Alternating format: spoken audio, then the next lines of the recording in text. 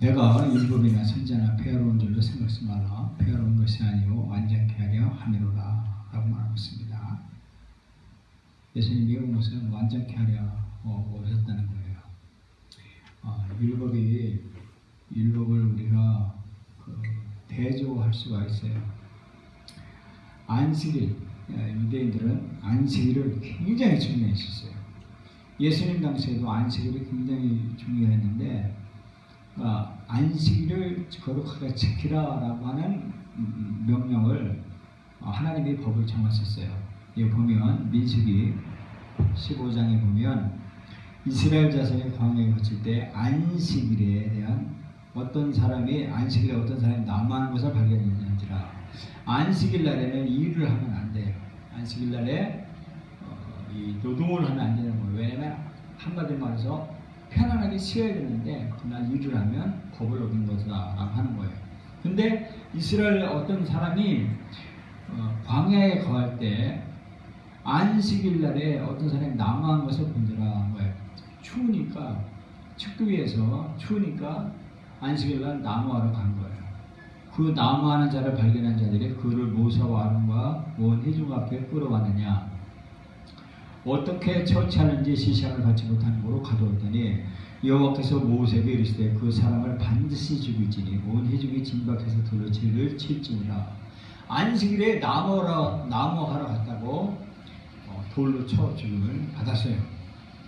이것이 안식일을 거룩하게 지키라고 하는 이스라엘 민족이 준수하는 법이었어요. 실제로 이 신명 민수기에 그런 일이 있어요. 근데 예수님 당시에 마태복음 보면 안식일 날이에요. 안식일 날에 예수께서 배우고사 건너가 분명히 이르시니 침상에 누운 중풍병자를 사람들이 데리고 오늘 예수께서 저희 믿음을 보시고 중풍병자가 이르시되 소자에 안심하는 내 제사함을 받았느니라. 어떤 서기관들이 속으로 이르되 이 사람이 참남하도다. 예수께서 그 생각을 하시고 가라사대 너희가 어찌하여 마음에 악한 생각을 하느냐. 내 제사함을 받았느니라 하는 말과 일어나 걸어가라고 하는 말이 어느 것이 옳겠느냐. 그러나 인자가 세상에서 죄를 사하는 권세가 있는 줄을 너희도 알게 하려 하노니 하시고 중풍병자에게 말씀하시되 일어나 내 침상을 가지고 집으로 가라 하시니라고 말씀하셨어요. 이렇게 안식일 날에 예수님께서 일을 하신 거예요. 그러면 안식일 날에 일을 하면 죽여야 되는데 예수님도 안식일 날에 일을 하시니까 이 서기관들이 속으로 참남하도다라고 이제 속으로 생각한 거예요. 이같이 율법의 양면성이 오늘 대조되는 말씀을 설명해주고 계세요. 이 율법은 세 가지가 있는데 첫 번째 하나님이 누구에게 줬냐면 아담과 하와에게 준 법이 있어요. 이 법은 뭐냐면 선악과를 먹지 말라라고 하는 거예요. 선악과를 먹으면 죽는다라고 하는 법을 아담과 하와에게 주셨어요. 에덴 동산에 주신 법이에요. 그리고 두 번째는 뭐냐면 이스라엘 백성과 모세에게 준 법이었어요. 이게 뭐냐면 10계명이었어요. 10계명을 지켜라라고 하는 말씀을 이스라엘 백성들에게 주신 거예요. 하나님이 법을 정하셔서 주신 거예요. 세 번째는 예수 그리스도가 명령한 거예요. 명령한 법이에요. 이 법을 세 가지 시스템을 하나님은 시대마다 이렇게 법을 주셨어요. 신명기 4장에 보면 여호와께서 그 언약을 너에게 반포하시고 너희로 지키라 명하셨으니 곧 십계명이라. 십계명을 이스라엘 백성들에게 주셔서 이 십계명을 지키도록 명령을 하셨어요. 그래서 오늘날 유대인들도 이스라엘 백성들이 이 십계명을 준수하고 오늘날 지식인들도 이 십계명을 준수하고 있습니다. 그러나 예수님께서 하신 명령이 있어요. 세 번째 시스템에 내가 너희에게 분부한 모든 것을 가르쳐 지키게 하라. 볼지어다 내가 세상 끝날까지 너희와 항상 함께 있으리라. 예수님께서 분부한 모든 것을 가르쳐 지키라고 했습니다. 예수님이 명령한 명령을 지키라고 하는 명령을 법을 하나님이 예수님에게 명령 부여해 주셔서 그 명령을 우리들에게 말씀해 주셨어요. 이 법이 우리가 설명할 수가 있는데 뭐냐면 이런 거예요. 마태복음 19장에 보면 예수께서 대답해 가시되 때 사람을 지으시니까 본래 저희를 남자와 여자로 만드시고 말씀하시기를 이러므로 사람이 그분을 떠나 아내에게 하여 그들이 한 몸이 될지라 하는 것을 먼저나 한 몸, 결혼해서 한 몸이 되라고 했는데 그런데 여기 보면 19장에 예수께 여쭤도 그러면 어째 모세는 이혼 증서를 주어서 내어 보내라고 하나이까? 라고 질문을 하는 거예요. 하나님은 이혼하지 말라고 했는데 모세의 법은 이혼을 허용하는 문서를 줬다라고 이 법을 설명하는 거예요. 근데 이 마태복음 19장의 8절에 예수께서 가르칠 때 모세가 너희 완악함을 인하여 아내 내어 버림을 허락하니와 본래는 그렇지 않냐라는 거예요. 모세는 이혼을 허락하는 이혼 증서를 배웠지만 원래 하나님은 이혼을 금했다는 거예요. 그걸 말씀해 준 거예요. 그 이 법을 설명하면서 마태복음 19장의 1절에서 그렇게 말씀해 주고 있어요. 이 결혼에 대해서 말씀하시면서 이혼하지 말라. 어찌하여 모세는 이혼 증서를 내어서 명하니까. 그러니까 마음이 완악함을 인하여 모세가 허락한 거라는 거예요. 근데 본래는 그렇지 아니하라고 말하고 있습니다. 그러면서 음행한 연고의 아내를 버리고 다른 데 장가는 자도 가늠하고 그리고 장가가지 않는 것도 좋다라고 말하고 있는 거예요. 지금 뭐냐면 하나님이 짝지어 주신 것을 버릴 수가 없다는 거예요. 그걸 말씀해 주고 있는 거예요. 근데 모세는 완악하기 때문에 이혼 증서를 내서 허락했다고 그렇게 법은 설명하고 있다는 거예요.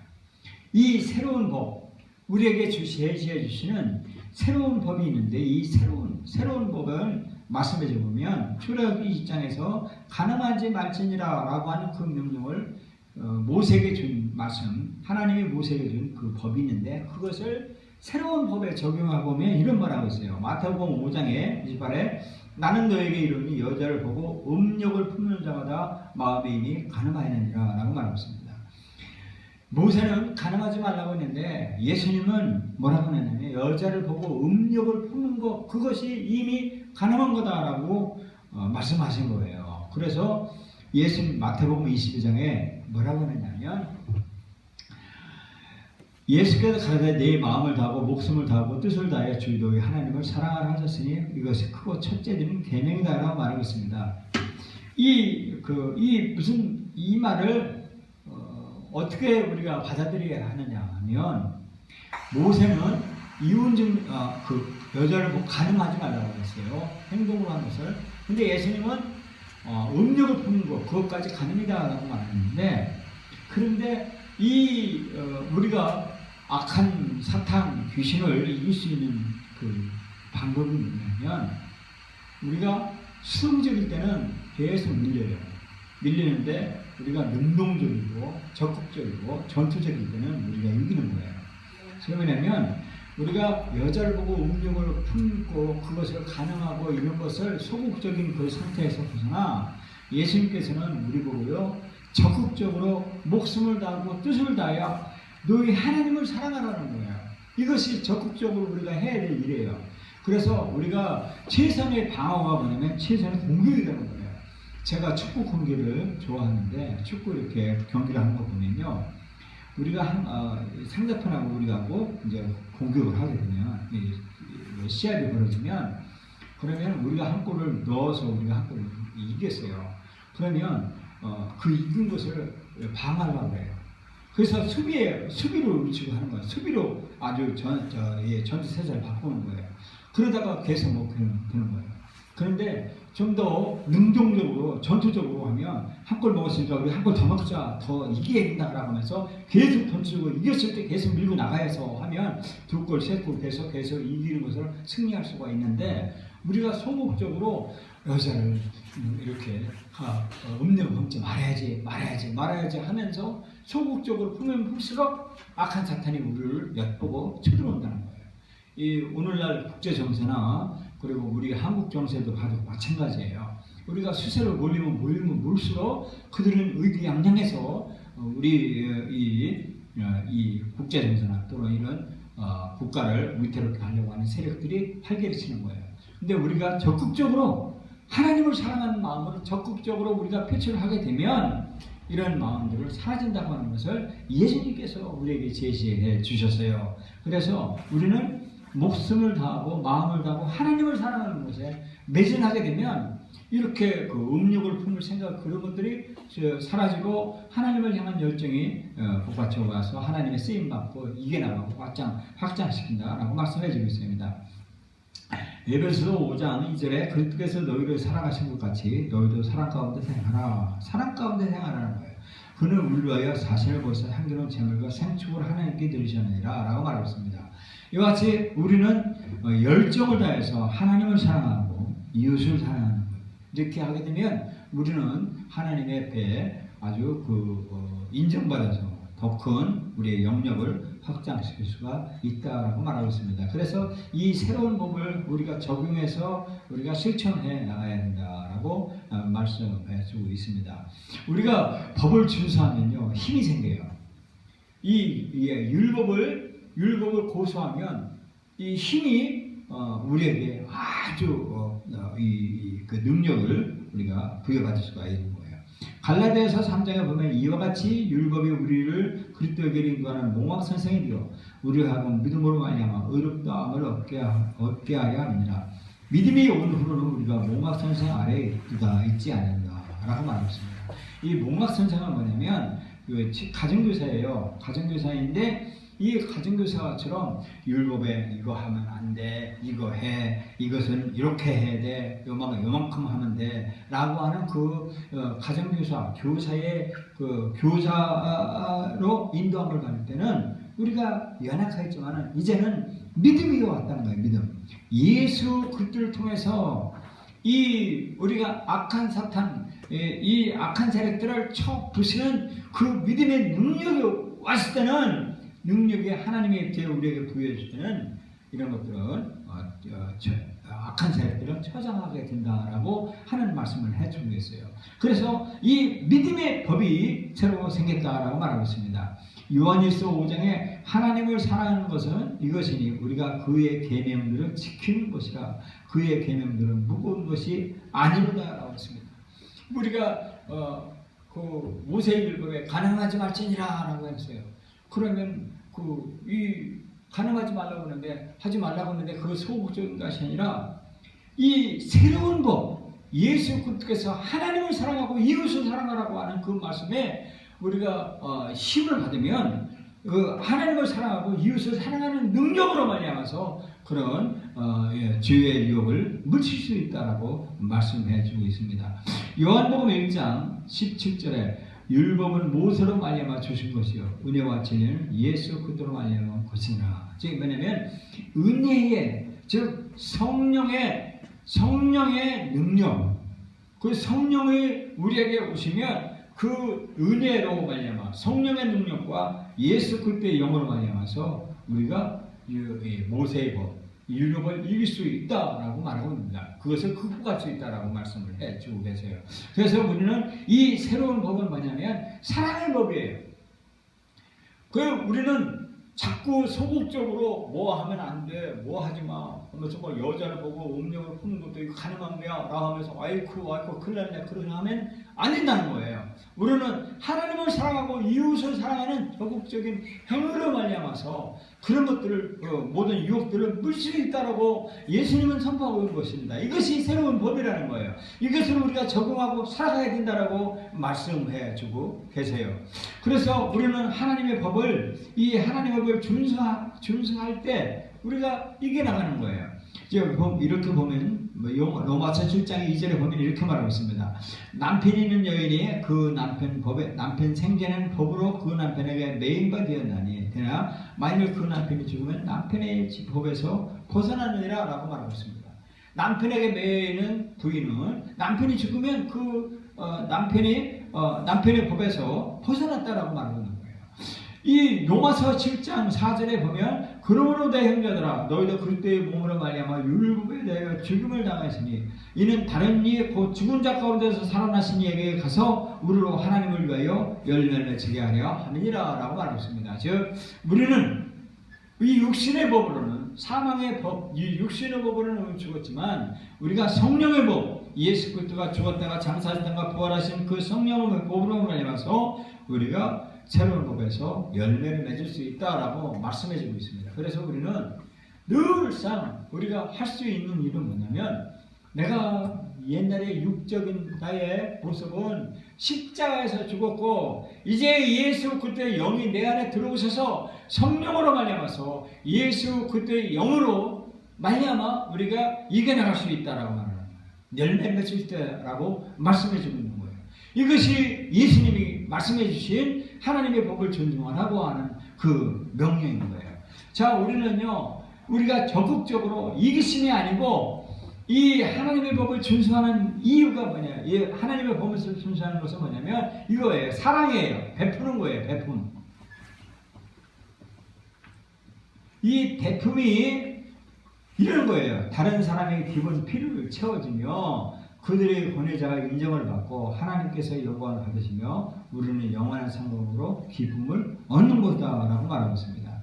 우리가 다른 사람의 필요를 채워주는 거예요. 돈이 필요한 자에게 돈을 채워주고 그리고 그렇게 될 때 그들의 권위자가 인정을 받고 하나님의 영광을 받으시는 거예요. 이것이 성령의 법이라는 거예요. 우리가 모세의 법에 뭐 가능하지 또는 또 이렇게 하지 말라고 했는데 하면 할수록 거기에 침륜에 빠지는 거예요. 그런데 우리는 성령의 능력, 예수의 영에 우리가 선물 받아가지고 예수의 영으로 할 수 있는 베풀 때 악한 영이 떠나간다고 말하고 있는 거예요. 행동으로 하면 떠나간다고 말하고 있습니다. 이 사랑의 정의를 보면 사랑으로 번역된 헬라어 아가페인데 이 아가페와 필레오라는 이 사랑의 헬라어예요. 아가페는 끔찍히 사랑하다, 크게 기뻐하다는 뜻이라는 거예요. 반면 필레오라고 하는 사랑은 필레오라는 사랑은 다정함과 우정을 뜻한다. 헬라어 필란트로피아는 인류의 밖에 사랑함을 뜻하는 뜻이다. 헬라어 필라델피아는 형제, 동지라는 이런 뜻을 뜻한다. 예수께서는 베드로에게 네가 날 사랑하느냐라고 물으시되 강한 의미의 아가퍼, 네가 날 사랑하는 아가페를 쓰셨지만 베드로는 약한 의미의 필레오로 대답한 거예요. 이렇게 말하고 있습니다. 그들이 조항법을 후에 예수께서 시몬 베드로에게 이르시되 요한의 아들 시몬아 네가 이 사람들보다 나를 더 사랑하느냐 아가퍼로 말씀하셨어요. 그런데 주님은 그러하느냐 내가 주님을 사랑하는 줄, 이 사랑하는 줄을 필레오로 대답한 거예요. 하나님은 아가페로 사랑할 수가 있는데 인간인 베드로와 우리는 필레오로 사랑하는 것, 즉 친구의, 동족의, 친구로 사랑 이런 것들만 사랑할 수 있다라고 베드로가 고백한 거예요. 주님께서 아시나이다 이르시되 내 어린 양을 먹이라 하시고 또 두 번째 이르시되 요한의 아들 시몬아 네가 나를 사랑하느냐 아가퍼로 말씀하셨어요. 이르되 주님은 그러하시나이다 내가 주님을 사랑하는 줄을 필레오로 또 대답했어요. 주님께서 아시나이다 이르시되 내 양을 치라 하시고 세 번째 이르시되 요한의 아들 시몬아 네가 나를 사랑하느냐 이 필레오로 나중에는 세 번째로 예수님이 필레로 사랑하느냐 그러니까 세 번째 네가 나를 사랑하느냐 이 필레로 하심으로 베드로가 근심하여 가는데 주님 모든 것을 아시오니 내가 주님을 사랑하는 줄 필레오 친구의 사랑으로 주님께서 하십니다. 예수님께서 내 양을 먹이라라고 말씀을 하셨어요. 이와 같이 그리고 나서 예수님께서는 베드로에게 자신이 겪을 고난을 알려주셨다. 즉 아가페 사랑을 알려주신 거예요. 필레오로 동족의 친구의 그러니까 주고받는 기브앤테크 내가 주면 저 사람이 낮추고 저 사람이 낮추면 내가 저 사람 주는 이 필레오 사랑을 베드로는 그것밖에 생각을 못했지만 아가페오기는 그냥 무한정 줄 수 있는 그 아가페 사랑을 예수님이 설명해 주면서 이제는 자신이 고난을 알려준 거예요. 아가페 사랑을 알려준 거예요. 우리가 고난을 기쁨과 감사로 받아들이면 우리는 아가페 사랑과 함께 성령의 능력을 받게 된다라고 말하는 겁니다. 우리의 사랑이 깊어지고 완전하게 되는 것은 바로 고난을 통해서다라고 말하는 겁니다. 즉 우리가 베푸는 것은 내 것을 주는 거예요. 이것은 바로 하나님의 성령으로만 가능한 거예요. 이렇게 될 때 악한 것이 떠나가고 이 하나님의 나라가 확장되는 거예요. 이것이 이 비결을 예수님께서 말씀하신 그 말은 하나님의 법을 존중하라는 거예요. 하나님의 율법을 존중하는 거예요. 이것이 우리가 세상을 이겨나가고 우리가 영원한 상급을 쌓을 수 있는 길이 바로 예수님께서 명령하신 그 명령이에요. 그래서 우리는 줘야 돼요. 이 친구들한테 또는 나 어려운 사람에게 필요한 사람에게 나눠주고 베풀어 줘야 되는 거예요. 이것이 진정한 하나님의 법을 존중하는 길이에요. 오늘날 하나님의 법을 존중하는 것을 하나님 앞에 예배를 잘 드리고 물론 맞아요. 그거 맞아요. 하나님께 영광 돌리고 하나님을 사랑하는 거예요. 열정, 패션이에요. 자기 모든 것을 다 아끼고 그래야 되는 거예요. 이와 같이 이 하나님의 법을 존중하는 것은 고난이 따라요. 고난. 그래서 고난을 통해서 예수님의 친구를 위하여 목숨을 내버린 것처럼 우리가 이심을 버리고 목숨을 내주는 것. 이것이 진정한 하나님의 법을 존중하는 것이다라고 예수님께서 말씀하신 거예요. 고린도후서 12장 9절에 내게 이르시기를 내 은혜가 내게 족하도다. 이는 내게 능력이 약한 데서 온전하지니라 하신지라. 이리함으로 도리어 크게 기뻐함으로 나의 여러 약한 것들에 대하여 자랑하리니 이는 그리스도의 능력으로 내게 머물게 하려 함이니라 라고 말했습니다. 이 약한 것들이 뭐냐면 이 사도 바울이 40에 하나 가만매 즉 모세 율법에요 40대까지 40대까지 때리면 안 된다고 했어요. 그래서 39대까지는 때려요. 매장, 태장, 엉덩이 이렇게 때리는데 이제 때리는 태장을 3번이나 맞았어요. 돌로 죽을 뻔했고요. 그리고 이 배 파산해서 죽을 뻔했고요. 금식하다 죽을 뻔했고 사도 바울이 전도하다 죽을 뻔했고 감옥에서 가져 죽고 그리고 심지어는요 성 위에서 피하다고요 그 광들을 피해서 도망가다가 돌로 맞아 죽을 뻔했고 그랬어요. 그리고 심지어는 눈이 안 좋아가지고 눈이 불상 물이 흐르듯이 눈이 아주 연약했어요. 이런 약한 것 때문에 사도 바울은 그걸 위해서 하나님 앞에 기도했는데 그것이 네 은혜다라고 말하는 거예요. 우리요 연약해요. 우리 몸에요. 항상 어떤 사람은요 병치료하는 사람이 있어요. 병치료하는 사람. 교회 나와서 그 병을 치료해달라고 금식하고 그래도 병치료가 늘상 끊이지 않는 그런 성도가 있어요. 이게 하나님의 은혜라는 거예요. 그거로 말미암아서 하나님께 영광을 돌리라는 거예요. 그것이 그 약한 것을 자랑하는 거였어요. 어느 날요 건강하던 사람이요 갑자기 세상 떠났다고 하는 그런 말들 들을 때가 있었어요. 건강이 중요한 거, 자랑하는 것이 중요한 거 아니에요. 자기 몸이 중요한 거 아니에요. 근데 어떤 사람은 늘상 감기가 떠나가잖아요. 그래도 콜록콜록해도 80, 90 이렇게 살아가요. 연약한 거 봐도. 이처럼 우리는 우리의 약한 것, 나의 연약한 부족한 것을 사도 바울은 자랑하라고 말하고 있습니다. 우리의 연약한 부분을 자랑하고 내 모난 부분 그리고 나의 그 허약한 부분을 자랑하고 드러내는 것 그것이 좋은 거라는 거예요. 의사가 그러잖아요. 그 병 같은 거 있으면 자랑을 하라는 거예요. 자랑을. 그래서 내가 이런 병이 있어요. 나를 위해서 기도해 주세요. 라고 그렇게 하면 그들이 그것이 치유가 된다고 하는 그런 말씀도 있어요. 그래서 우리는요 고난을 기뻐해야 돼요. 예수 믿는 것 그것 때문에 고난하는 것 기쁘게 여기고 그렇게 살아야 된다고 말하는 거예요. 자 이제는 정리할 때입니다. 뭐냐면 하나님의 율법을 존중하라. 하나님의 법을 존중하라. 내가 율법을 폐하라. 율법이나 선자나 폐하라는 것이 아니라 완전케 하려니라. 풀필 즉 완전케 하라고 하려 함이라고 하는 것은 그게 뭐냐? 그것은요 내 몸을 내어서 열정적으로 살아내는 행동을 하는 것, 사람의 행동하는 것 이것이 율법을 존중하는 것이라고 말씀을 예수님께서 해주신 거예요.